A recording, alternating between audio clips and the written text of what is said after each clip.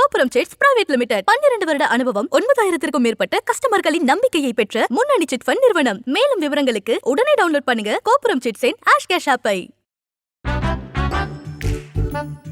செங்கல்பட்டு மாவட்டம் திருப்போரூர் கந்தசாமி திருக்கோவில் வளாகத்தில் உள்ள குரங்குகள் வெயிலின் தாக்கத்தில் இருந்து தப்பிக்க தெப்பக்குளத்தில் உள்ள தண்ணீரில் டைவடித்து ஆனந்த குளியல் போட்டு வருகின்றன.